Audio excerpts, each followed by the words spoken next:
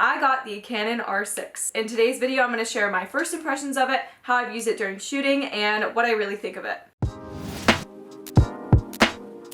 If this is your first time watching me, hello, my name is Leah. I'm a portrait photographer here in Cincinnati, Ohio, and today I just kind of wanted to sit down and go over a first impressions of the Canon R6. I purchased this camera about 2 weeks ago at a local camera store, and after having it sold out at one, I literally drove 30 minutes to the other one to go see if I could get this camera and ended up getting it there. I mainly shoot senior portraits, families, couples, and that kind of stuff, and I am now dabbling into weddings. I bought this camera to be my now primary camera, but also to have a backup for weddings just in case, and to be able to dual camera shoot for weddings so that I can have two lenses at the same time, and it worked great. We're gonna go over the tech specs though. This is not gonna be a super in-depth technology-based video, so if you're looking for that, I would suggest doing your own research on that. The Canon R6 is a 20 megapixel full-frame mirrorless camera, and it is a big upgrade for me coming from a 5D Mark IV. One thing I was a bit skeptical about when researching this camera was the fact that it was 20 megapixels and coming from my 30 megapixels on my 5D,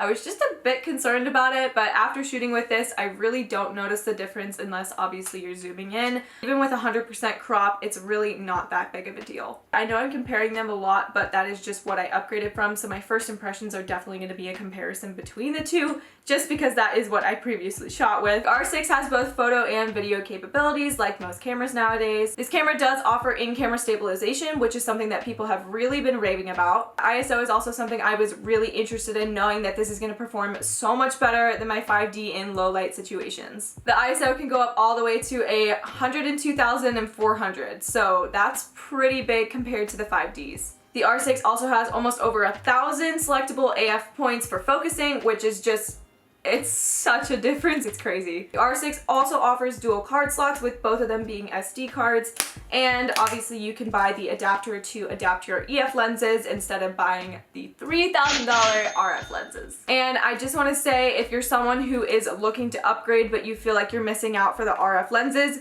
you're not. EF lenses perform absolutely amazing on this camera, if not better. My 85-1.4 has never worked better because it's just so much faster than the 5D, and it's making me really excited with this purchase. The R6 does have 4K 60 frames per second, and you can also slow it down to 120 frames per second for slow motion. I think the R6 is definitely geared more towards photographers, as the video capabilities are not as great on this camera as the R5. I'm never finding myself thinking that I would need 8K video unless I fully upgraded to being a video production company. I just don't think it's necessary for me at the moment. For anyone who does want 8K, that's great, because that camera is probably amazing for you. But if you're someone who's mainly photography and likes to dabble into videography once in a while, I think the R6 is fine for you. So let's talk about the focusing system. I don't think I will ever get over the fact that the AF points are just so much sharper and better on this camera. I think everyone knows that if you have done your research. One thing I have also loved is the fact that I have my flip out screen back. Let's talk about low light capabilities. Whenever I was in a low light situation, it was just always a bit more stressful for me, knowing that I can't boost it that much as I thought I could. Boosting your ISO can definitely alter the overall quality and the grain that's in your photos, so just keep that in mind. But the R6 capabilities of low light are just so much better. It's insane. Second shot a wedding this past weekend, and I was just able to boost it without feeling stressed. I would zoom in after to make sure that everything looked okay and it wasn't grainy at all. And the quality was just 100 times better than the 5D. I really think this is going to be great for weddings, knowing that there's sparkler exits, there might be dark venues, receptions, all of that kind of stuff. Obviously, I bring a flash with me for those kind of situations, but knowing that I have the capability in my camera already is just really good to just have just in case I need it. So what am I using the R6 for? As I said in the beginning, I shoot seniors most of the time, families, couples, that kind of stuff. I've also been doing some magazine work and shooting kind of corporate shoots and headshots, and this has worked great for all of those different things. I feel like I can work a lot faster now because I just know that I can, and it's good, it's in focus, I know it's going to be good. I've also been doing weddings, which I know the R6 is just such a big camera in the wedding industry, so I was super excited to have this as my main and then be able to have my 5D as my backup. I love being able to shoot with dual cameras on the sides. I have one of the camera belt straps. I just feel super professional and feel like I am doing my job well, knowing that I have confidence in both of my cameras on me. I have been shooting on high speed speed continuous. High speed continuous plus is absolutely crazy. If you go watch my what's in my camera bag video, I did an example of the high speed continuous shutter. And it just sounds crazy. Let me throw a lens on here real quick so that I can pull up my settings and everything that I have. Really quickly, I'm gonna dive into the EF to RF adapter just to talk about my thoughts on it and if you should get the one with the control ring or without. I have the one with the control ring, and so far, I'm gonna be honest, it's not my favorite thing in the world. I think it's definitely nice to have something to be able to control right here, but I bump it so much throughout the day that it's low-key getting on my nerves. Because it is so close to the back of the camera, I feel like I'm always just holding my camera right there. And at the previous wedding that I did, I felt like all the time I was just accidentally bumping it. And I have this set to control my ISO, so I feel like sometimes I would like take a picture and be like, why is it weird? And then I realized that I accidentally bumped my control ring. It's not easy to move, but it's also not super hard to click it into place.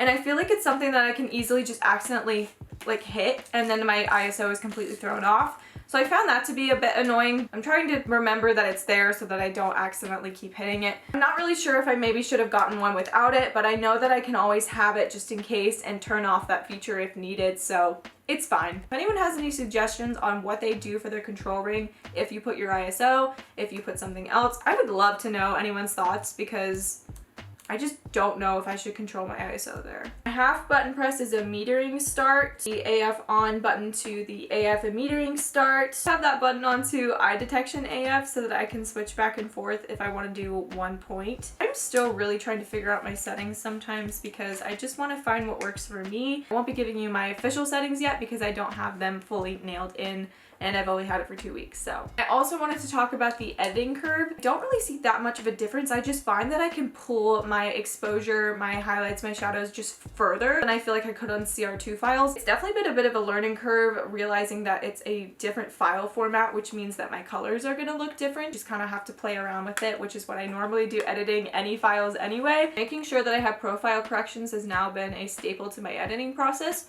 which I didn't used to have before. I don't know if that's like something I should have been doing and if that would have helped my photos, or if it's just something because of the R6 files.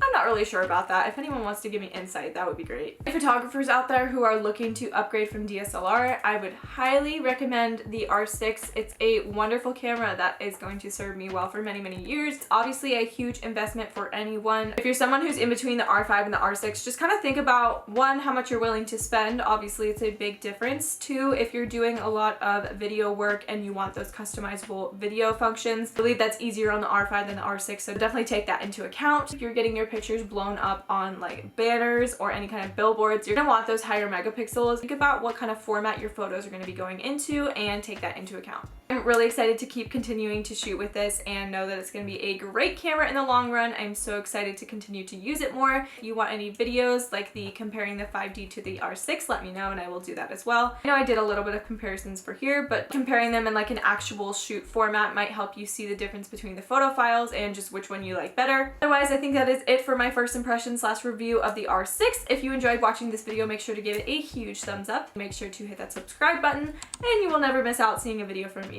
Thank you guys so much for watching. I will see you guys again in the next video.